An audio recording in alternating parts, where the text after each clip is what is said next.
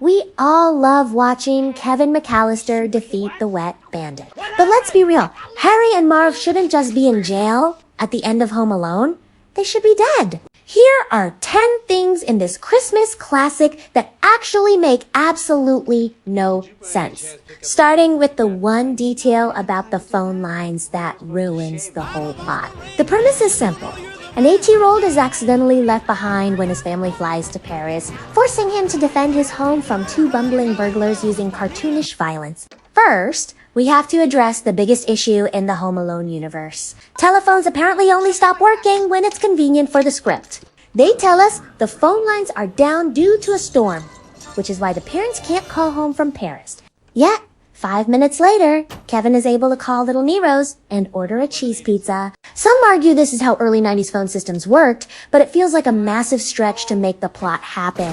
Furthermore, this is a very wealthy family in an affluent neighborhood. Are we really supposed to believe they couldn't find a single friend or neighbor in all of Chicago to go knock on their door? And when they finally do send the police to check, the cops knock once, shrug, and leave. These are the worst first responders in cinematic history. And why is everyone allergic to the police? Kevin knows 2 dangerous criminals are coming to his house. But he doesn't call 911. He decides to commit aggravated assault instead. Even the pizza delivery boy, who thinks he just heard machine gun fire from the TV, just runs away without calling the cops. Next, we have to talk about the physics of Kevin's House of Horrors. The movie plays the injuries for laughs. But let's be honest, Harry and Marv wouldn't just walk away dizzy. A steaming iron drops 3 stories onto your face. A blowtorch to the scalp for 5 seconds. They wouldn't be walking to a squad car at the end. They'd have 3rd-degree burns, shattered skulls, and traumatic brain injuries. They should be in the ICU, not jail. Also, look at the timeline. Kevin is at church until early evening on Christmas Eve. That means he rigged this entire complex battle plan in roughly 4 hours. And the next morning, when the family arrives, the house is spotless. Did this 8-year-old boy hire a professional cleaning crew at 3 a.m.?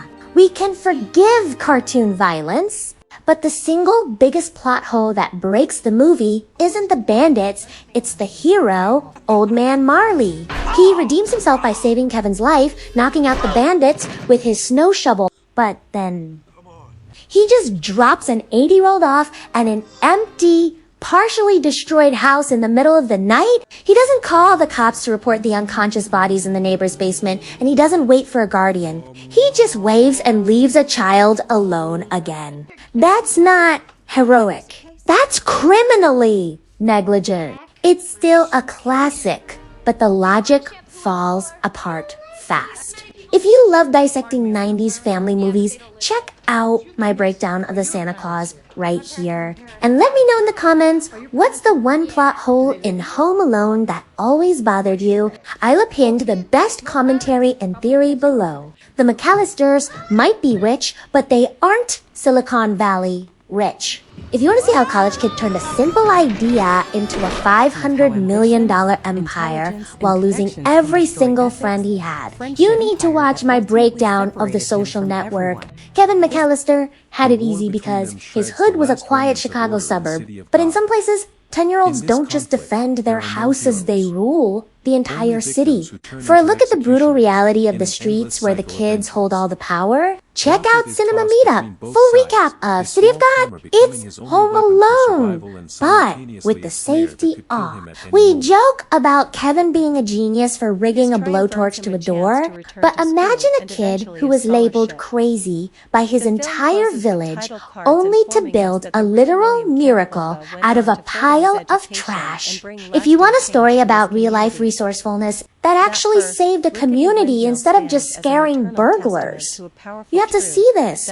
Click here to see how he built a future from nothing. Now, little sis, if our visitor interested in conspiracy theory, let me explain for that part. No, you don't. It's my job. R. Diablo's here. Ruawoon. R. Diablo's here. Ruawoon. Ha ha ha. Run as fast as you can. Now, it's my time. But before we move on, we have to talk about the internet's favorite dark theory. Did Kevin grow up to be Jigsaw? Think about it. The elaborate mechanical traps, the video-recorded threats, the obsession with testing people's will to survive. It's all there. In Oma alone, Kevin Evans sighs, "This is my house. I have to defend it." Jigsaw says he's just offering a game. Is this movie a fun Christmas comedy, or is it a villain origin story? Comment Jigsaw below if you think the timeline actually matches up. I'll pin the most convincing argument. Relax, Diablo. I think it's my turn now. Okay.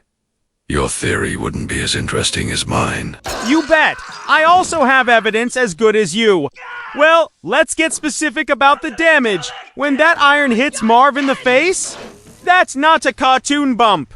That's a Lafort fracture of the midface, likely causing permanent blindness and requiring multiple reconstructive surgeries. And the blowtorch to Harry's head? That's a deep tissue third-degree burn that would have cooked the bone itself. Total estimated medical bills for the Wet Bandits in 2025? Over $1.2 million. No wonder they wanted to rob the place. Brothers! Stop ruining my moment with your illogical theories. The right one is mine theory. What's yours, little sis? Let me hear it. Okay? Be relaxed. I think we also have to ask, what does Kevin's dad actually do for a living? The house is massive. He's paying for 15 people to fly first class to Paris during the most expensive week of the year, and he doesn't seem that stressed about the costs. Some fans suggest Peter McCallister isn't just a businessman. He's a high-level associate for the Chicago mob. It would explain why the police are so hesitant to help and why Kevin is so comfortable with extreme violence. It puts the home in Homeland Security, or maybe just the Godfather Junior Edition. Yeah, that makes sense to me. Got it. Okay, I already tell you about internet theories. Do you have your own theory? Please tell me in videos, comment, please. By the way, Merry Christmas. May your holidays be filled with cinematic moments and zero plot holes. Thanks for making this year a blockbuster. Now, let's enjoy the season. Thanks, Buzz.